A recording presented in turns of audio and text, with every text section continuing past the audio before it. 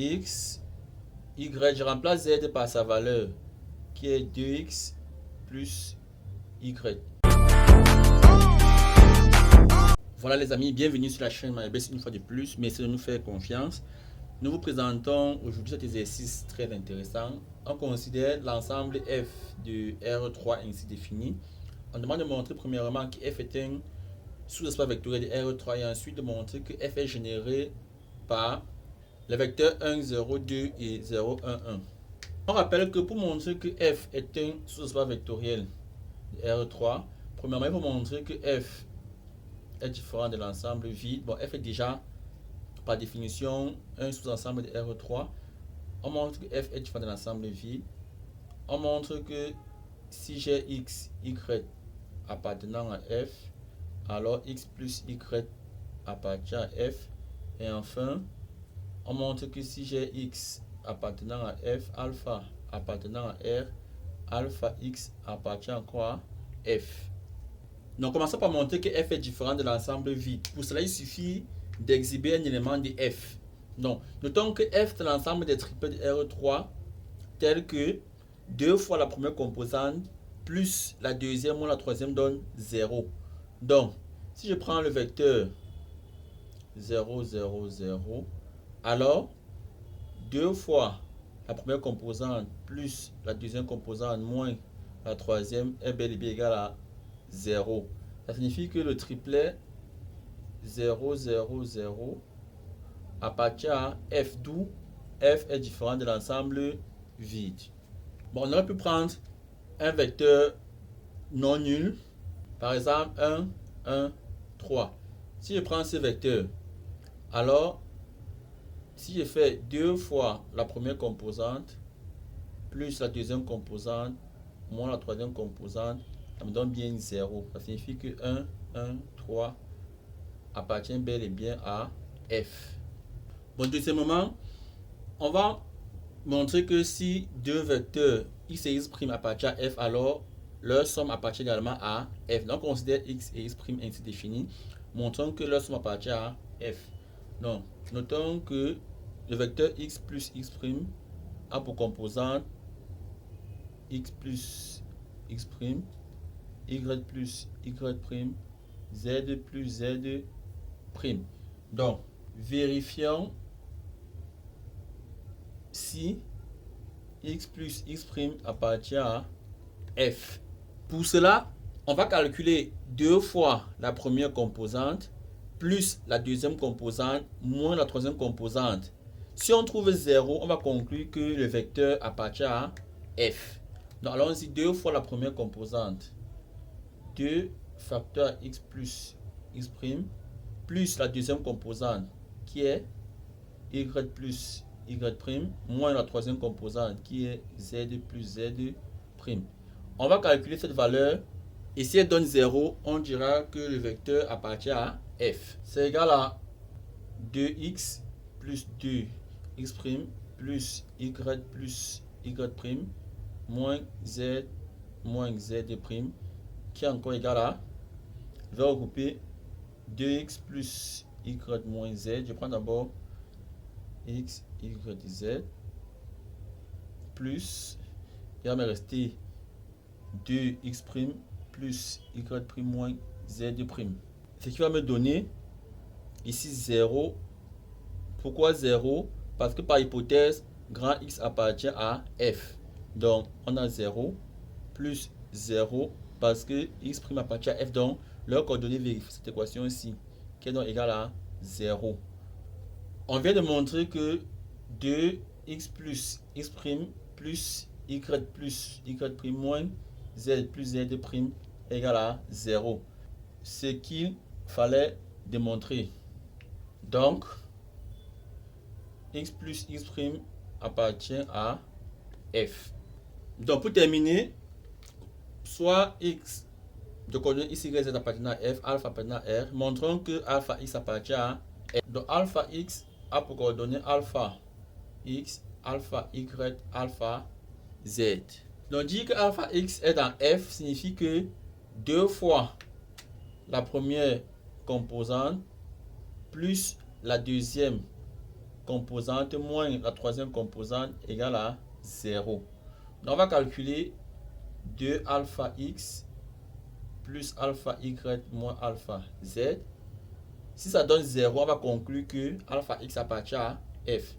Donc ceci est égal à 2 alpha x plus alpha y moins alpha z qui est égal à, je mets alpha en facteur, 2x plus y moins z qui est égal à alpha fois 0. Pourquoi 0? Parce que quand x appartient à f, donc 2x plus y moins z égale à 0, qui est donc égal à 0. Donc, nous avons montré que f est différent de l'ensemble vide. Nous avons montré deuxièmement que si x appartient à f, x plus x' appartient également à f. Et troisièmement, nous avons montré que si x appartient à f, alpha appartient à r, alors alpha x appartient à f. Donc, conclusion, f est un sous-espace vectoriel de R3. Je voudrais préciser qu'ici, on pouvait associer 2i et 3i en une seule étape. Mais on va le faire pour vous, c'est important. Ce sera à vous d'en décider.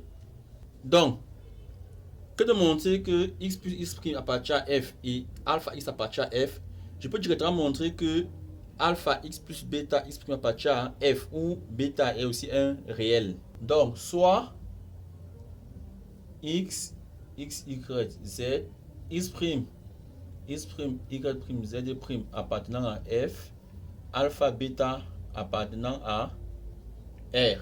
Montrons que alpha x plus bêta x' appartient à f. Le vecteur alpha x plus bêta x' a pour coordonnées alpha x plus bêta x', alpha y plus bêta y', alpha z plus bêta z'.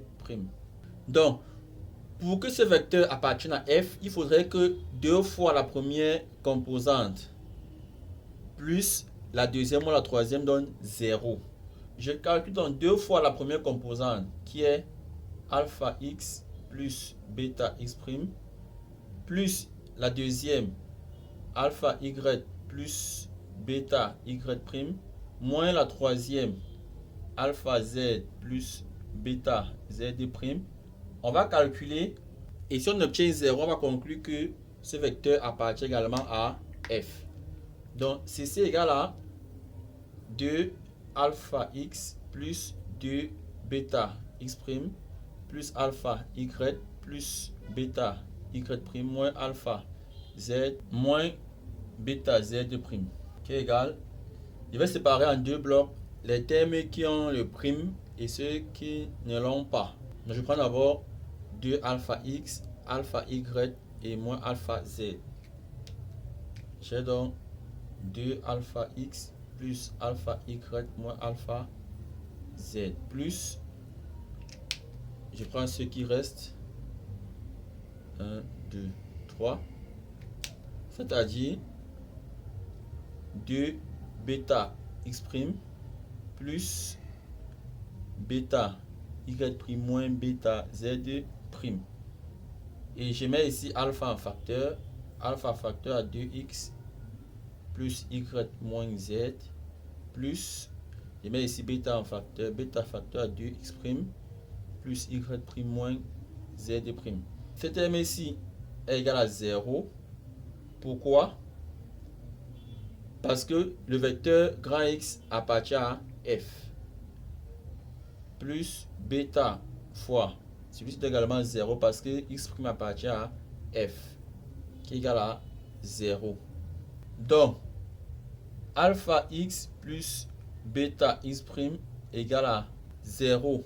Alors, alpha x plus bêta x' appartient à f parce que ces coordonnées vérifient l'équation caractéristique de f. Donc pour terminer les amis, nous allons montrer que f est engendré par les vecteurs 1, 0, 2 et 0, 1, 1. Pour cela, on va considérer un vecteur x de coordonnées x, y, z de R3. Dire que X appartient à F équivaut à dire que 2X plus Y moins Z égale à 0. C'est-à-dire Z égale 2X plus Y. Alors, X qui est égal à X, Y, Z est encore égal à X, Y. Je remplace Z par sa valeur qui est 2X plus Y. Qui est égal à... Je vais essayer de séparer les termes en X et ceux en Y. Donc ça fait X plus 0. Ça c'est 0 plus Y. Ça fait 2X plus Y. C'est donc égal à X 0 2X plus 0 Y Y. Ce qui est encore égal à, je mets X en facteur ici. Quand il se met en facteur, il nous reste ici 1, 0, 2. Plus, je mets Y en facteur ici. Ça fait 0, 1, 1. Donc, tout vecteur X de coordonnées X, Y, Z de F s'écrit sous cette forme-ci. Donc, F est engendré par les vecteurs 1, 0, 2 et 0, 1, 1. Voilà ce qu'il fallait démontrer. Voilà les amis, merci d'avoir suivi attentivement cette autre vidéo. Je vous invite à vous abonner massivement, à partager et à commenter. À très bientôt. Ciao, bye bye.